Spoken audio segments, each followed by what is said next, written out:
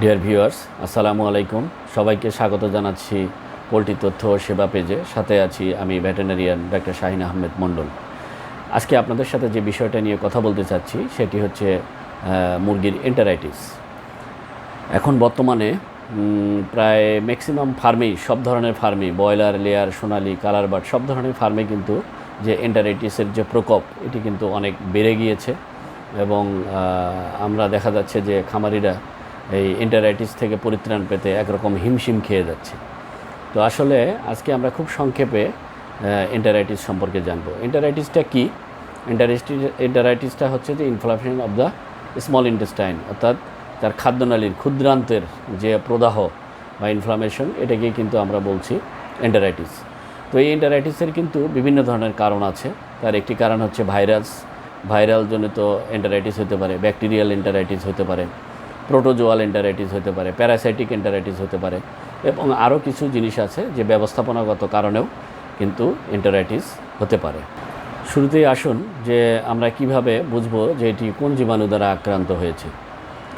আমরা যদি মুরগি পোস্টমর্টেম করি এবং মুরগির যদি ইন্টেস্টাইন বা খাদ্যনালী যদি আমরা বের করে দেখি, তাহলে আমরা শুরুতে পোস্টমর্টেমে যেটি দেখতে পারবো যে ইন্টেস্টাইনের যে নর্মাল স্ট্রাকচার সেটি ঠিক থাকবে, কিন্তু ভাইরাল এন্টারাইটিসের ক্ষেত্রে কালার কিছুটা পেল হবে, অর্থাৎ বিবর্ণ হয়ে যেতে পারে। নর্মাল যে লালচে কালার যে একটা ভাব থাকে, যারা নর্মাল ইন্টেস্টাইন দেখেছেন মুরগির, তো সেই ভাবটা একটু ফ্যাকাশে হয়ে যাবে ভাইরাল এন্টারাইটিসে, কিন্তু কোনো ফোলা বা থিকনেস বা রেডনেস এরকম কিছু থাকবে না, স্বাভাবিক থাকবে, একটু ফ্যাকাশে কালার হয়ে যেতে পারে এবং এখানে কোনো ব্লাড, হিমোরেজ বা নেক্রোসিস এই টাইপের কোনো কিছু আমরা পাবো না।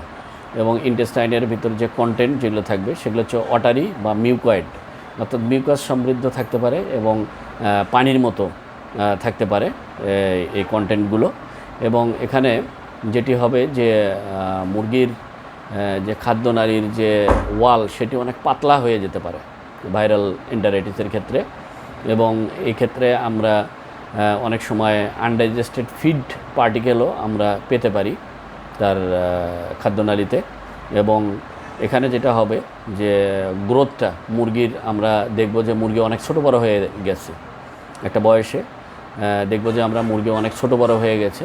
এখান থেকে আমরা বুঝতে পারবো যে এটা আসলে, যদি মর্টালিটি না থাকে তাহলে আমরা বুঝতে পারবো যে এটি ভাইরাল এন্টারাইটিস এবং সেখানে পারফরমেন্স হ্যাম্পার হবে, এফসিআর বেশি থাকবে এবং মুরগি মারা যাবে না, কিন্তু মুরগির ছোটো বড়োর সংখ্যা বেশি থাকবে। এই ধরনের লক্ষণগুলো পোস্টমর্টেম এবং খামারের পারিপার্শ্বিক অবস্থা দেখে আমরা বুঝতে পারবো যে এটি আসলে ভাইরাল এন্টারাইটিস। এরপর সেটি হচ্ছে যে ব্যাকটেরিয়াল এন্টারাইটিস। ব্যাকটেরিয়াল এন্টারাইটিসটা কিন্তু মুরগির জন্য খুবই ক্ষতিকর এবং ব্যাকটেরিয়াল এন্টারাইটিসের মেইন যে সেটা হচ্ছে যে এখানে এন্টারাইটিসের কারণে মুরগির মর্টালিটি থাকবে এবং এটি মর্টালিটি থাকা মানে আমরা বুঝে নিতে পারি যে এখানে ব্যাকটেরিয়াল ইনফেকশনটা আছে এবং এখানে অন্যান্য ইনফেকশনও থাকতে পারে, কিন্তু এখানে ব্যাকটেরিয়াল ইনফেকশনটাই হচ্ছে যে প্রায়োরিটি বেসিসে অ্যাটাক করেছে, এটা আমাদেরকে বুঝতে হবে যদি মর্টালিটি থাকে। এবং আমরা যদি পোস্টমর্টেম করি সেক্ষেত্রে আমরা দেখতে পারবো যে ইন্টেস্টাইন বেলুনের মতো ফুলে গেছে, এখানে গ্যাস হয়েছে, এখানে গ্যাস হয়েছে এবং এখানে নেক্রোসিস থাকতে পারে কারণ ব্যাকটেরিয়াল, আমরা জানি যে ক্লোস্ট্রিডিয়াম পারফ্রিনজেন্স এবং ইকোলাই এগুলো যেগুলো থাকে ইন্টেস্টাইন, এগুলো কিন্তু আপনার টক্সিন রিলিজ করে। তো এই টক্সিন কিন্তু স্পটে এটা নেক্রোসিস করে ফেলতে পারে, আবার অনেক সময় আলসার তৈরি করতে পারে। তো এই ধরনের যদি লক্ষণ দেখি আমরা যে নেক্রোসিস আছে এবং ইন্টেস্টাইন বেলুনের মতো ফুলে গেছে এবং এর ভিতরে যে কন্টেন্ট যেগুলো আছে সেগুলো গ্যাস আছে এবং দুর্গন্ধযুক্ত এবং এটা ব্রাউন কালার ফ্লুইড আমরা পাইতে পারি। এবং সবচেয়ে বড় হচ্ছে যে এ ধরনের লক্ষণগুলো পাবো, পাশাপাশি দেখব যে মুরগির মর্টালিটিও হচ্ছে, তখন কিন্তু আমরা বুঝতে পারবো যে এটি আসলে ব্যাকটেরিয়াল এন্টারাইটিস এবং আমাদেরকে সেই অনুযায়ী চিকিৎসায় চলে যেতে হবে। এরপরে সেটি হচ্ছে যে প্রোটোজোয়াল এন্টারাইটিস, অর্থাৎ প্রোটোজোয়া দ্বারা আক্রান্ত হওয়ার কারণেও কিন্তু এন্টারাইটিস হয়। তো এই ধরনের এন্টারাইটিসে আমরা যেটি ইন্টেস্টাইনের যে কন্ডিশন আমরা পোস্টমর্টেম করার পরে দেখতে পারবো সেটি হচ্ছে যে ইন্টেস্টাইন নর্মালও থাকতে পারে আবার ইন্টেস্টাইন থিক হয়ে যেতে পারে, আবার এটি বেলুনের মতো ফুলেও যেতে পারে। এবং এখানে আমরা নেক্রোসিসও পাইতে পারি, আবার হেমোরেজও পাইতে পারি। এটা হচ্ছে যে ইন্টেস্টাইনের বিভিন্ন অংশে কোন অংশে পাচ্ছি সেটার উপর বেস করে কিন্তু আমরা বুঝতে পারবো যে কোন ধরনের প্রোটোজোয়া এটিকে আক্রান্ত করেছে। যেমন ডিউডেনামে যদি আমরা হোয়াইট স্পট পাই তাহলে এক ধরনের প্রোটোজোয়া আমরা বুঝবো। যদি আমরা মিড ইন্টেস্টাইনে রক্তের পিটাকিয়াল হিমোরেজ বা ফোটা ফোটা রক্তের ফোটার মতো পাই তাহলে এক ধরনের প্রোটোজোয়া দ্বারা আক্রান্ত। আবার যদি আমরা দেখি যে এটি সাদা এবং রেড এবং হোয়াইট, সাদা এবং রক্তের ফোঁটা দুই ধরনের আছে তাহলে এক ধরনের। তো এটা হচ্ছে। আবার যদি সিকামে আমরা কোনো লিশন পাই তাহলে আমরা আরেক ধরনের প্রোটোজোয়া।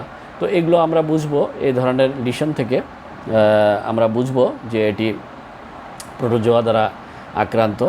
এবং এখানে ইন্টেস্টাইনাল যে কন্টেন্ট বা ইন্টেস্টাইনের ভিতরে যে ফ্লুইড থাকবে এটাতে ফ্রেশ ব্লাডও থাকতে পারে, আবার ব্লাড জমাট বেঁধে দলাও হতে পারে, এবং এখানে আমরা মিউকাস পেতে পারি। তো এই ধরনের কন্ডিশনগুলো দেখে আমরা কিন্তু বুঝবো যে এটি প্রোটোজোয়া দ্বারা আক্রান্ত। এবং এখানে অনেক সময় দেখা যাচ্ছে যে প্রোটোজোয়ার পাশাপাশি কিন্তু ব্যাকটেরিয়াল ইনফেকশনও চলে আসে। এখানে মিক্সড ফর্মেও আমরা পেতে পারি। মিক্সড ফর্মটা তখনই আমরা বুঝবো যখন দেখব যে প্রোটোজোয়াও এই ধরনের আক্রান্ত, এই যে লক্ষণগুলো বললাম এটিও আছে, পাশাপাশি মর্টালিটিও আছে। তখন আমরা বুঝবো যে দিস ইজ কম্বাইন্ড ইনফেকশন, অর্থাৎ কক্সিডিওসিসও আছে বা প্রোটোজোয়াল এন্টারাইটিসও আছে, সাথে আপনার ব্যাকটেরিয়া ইনফেকশনও আছে, যে কারণে মর্টালিটি হচ্ছে এখানে। তো এইভাবে কিন্তু আমরা প্রোটোজোয়াল এন্টারাইটিসটা বুঝতে পারবো। এরপরে সেটি হচ্ছে যে প্যারাসাইটিক এন্টারাইটিসও হতে পারে। আমরা লেয়ারের ক্ষেত্রে সাধারণত বেশি দেখা যায়। আসলে ব্রয়লার মুরগি যেহেতু অল্প সময়ে থাকে, এটিতে খুব বেশি প্যারাসাইটিক এন্টারাইটিস হওয়ার চান্সটা কম। নর্মালি সোনালি যদি প্যারেন্টস হয় বা সোনালি যদি আমরা 60-70 দিনের বেশি রাখি সেক্ষেত্রে আমরা সোনালিতেও পেতে পারি। তবে লেয়ারে আমরা প্যারাসাইটিক এন্টারাইটিসটা খুব বেশি পাই। এখানে আপনারা দেখবেন যে ইন্টেস্টাইনে একদম প্যারাসাইট দেখা যাচ্ছে আছে, আবার দেখা যাচ্ছে যে সিকামেও এই ধরনের প্যারাসাইট আমরা পাচ্ছি। তো সেই ক্ষেত্রে দেখা যাচ্ছে যে ডায়রিয়া থাকবে, আবার অনেক সময় দেখা যাচ্ছে যে লিভারেও বিভিন্ন ধরনের লিশন থাকতে পারে। তো এই ধরনের প্যারাসাইট যদি আমরা ইন্টেস্টাইনে ভিজিবল প্যারাসাইট অর্থাৎ চোখে দেখা যাচ্ছে এই ধরনের প্যারাসাইট যদি আমরা ইন্টেস্টাইনে পাই তখন কিন্তু আমরা বুঝবো যে এটি প্যারাসাইটিক এন্টারাইটিস। তো তখন আমাদের ট্রিটমেন্টটাও কিন্তু সেইভাবেই করতে হবে। আরেক ধরনের এন্টারাইটিস আমরা পেতে পারি, সেটি হচ্ছে যে ইনফেকশাস কারণ নয়, সেটি হচ্ছে ফিডের কোয়ালিটিগত কারণে। যদি কোনো কারণে ফিডে মাইকোটক্সিন থাকে তো সেক্ষেত্রে কিন্তু আমরা দেখা যাচ্ছে যে গিজার্ডে ইরোশন পাবো এবং গিজার্ডে ক্ষত বা ইন্টেস্টাইনে ক্ষত আমরা এই ধরনের পেতে পারি। আবার কোনো কারণে যদি পার্টিকেল সাইজ যদি ঠিক না থাকে, ডাইজেশন যদি ঠিক না হয়, সেক্ষেত্রেও কিন্তু আমরা এই ধরনের এন্টারাইটিস পেতে পারি। যেমন অ্যান্টিনিউট্রিশনাল ফ্যাক্টর যেগুলো আছে সোয়াবিন বা ভুট্টার ক্ষেত্রে, এগুলো যদি আমরা প্রপারলি প্রসেস না হয় বা আমরা যদি অ্যাডিটিভস বা এনজাইম যদি সঠিকভাবে ইউজ না করি, তো এই ক্ষেত্রেও কিন্তু আমাদের কিছু কিছু ফিডের গুণগত কারণে যে এন্টারাইটিস হবে সেটি হচ্ছে আসলে নন ইনফেকশাস কজ।